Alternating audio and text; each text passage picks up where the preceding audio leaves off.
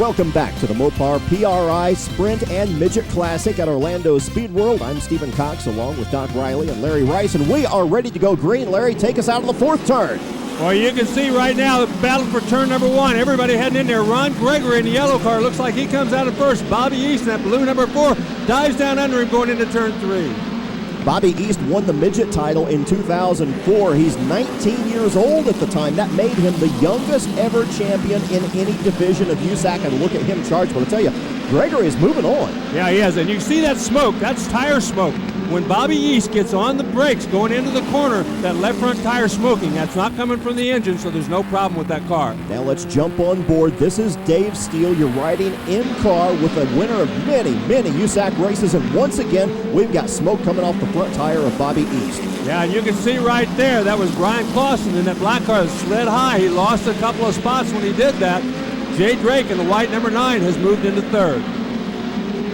Taking him through turn number 4. Comment on this track just a little bit. We know it's very abrasive. Tons of smoke once again in turn number 1 and 2, and that's where it seems to come for the most part. I know it's a short race, but how long is that front left tire going to last? Well, it'll last this whole race. I mean, it looks a lot worse than it really is. He's just getting on the brakes. The way that car is set up, there's a lot of weight off of that, but when he gets on it, it goes down so hard that it locks up that left front tire, and that's what's causing all the smoke. And you can tell when he gets in the corner too hard, because that's when there's a lot more smoke than there is on other times. Ron Gregory now coming up on some of the lap traffic as they move along the backstretch. He'll drop down to the inside. The lap traffic has been asked by USAC officials to lay over on the high side because this track looks wide from up here, but it gets mighty narrow when you're down in turn 3 and 4. Yeah, and that was Cole Carter in the black number 7. He had engine trouble. He pulled in and got back out just in time for the start, but the engine's still not running properly. You can see this battle for second is heating up as Bobby East and then Jay Drake battling very hard right there. Jay Drake finished 4th a couple of years ago at the Indianapolis Motor Speedway in the Infiniti Pro Series. This guy will drive about anything, and he's so laid back and so calm and relaxed. It's hard to imagine what an animal he can be in a race car. He tries the low side, and East shuts the door. Yeah, and that's Josh Wise right behind those two cars. He's right there to take advantage. Anything happens. You can see everybody tries to get the advantage.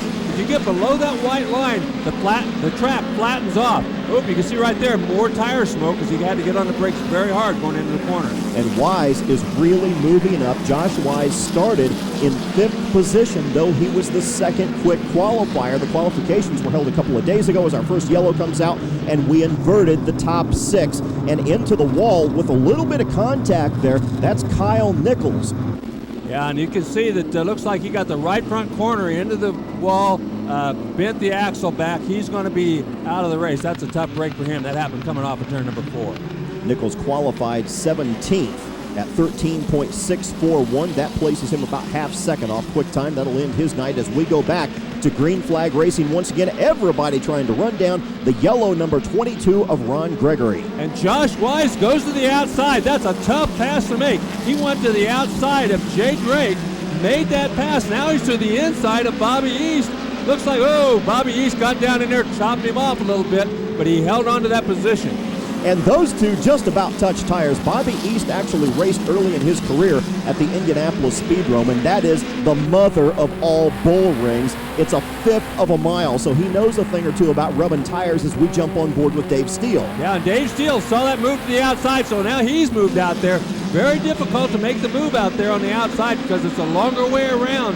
But so far we've seen Josh Wise do it, now Dave Steele trying it. Now because the top 6 players were inverted at the beginning of this program, that means Ron Gregory, who was your pole sitter, was not the fastest guy in the field, and we have another move down in turn 3. Josh Wise, you can see he can get that tire up there, his right front about even with the left rear of Bobby East, but he's not up there quite far enough to force Bobby East to move over. He has to get hard on the brakes. Here comes Brian Clausen. He tries to get under Jay Drake, doesn't make it.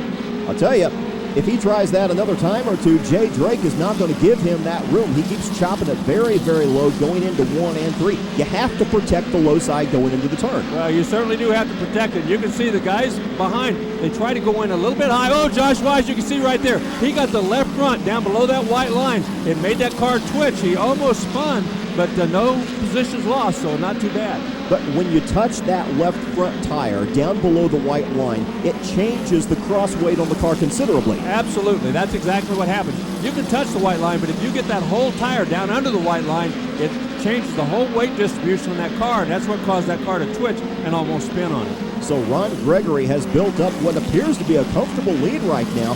Meanwhile, the 5 fastest qualifiers in the field are going at each other tooth and nail, desperately trying to find the low side of this racetrack and an opportunity to get back up front. And now Tracy Hines in the 11 car, the Wilkie Pack car, has joined that pack because he's up there trying to get around too.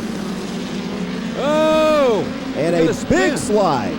A big slide. That is the number 71. That's Jerome Rodella who spun back there. He got sideways and spun that car.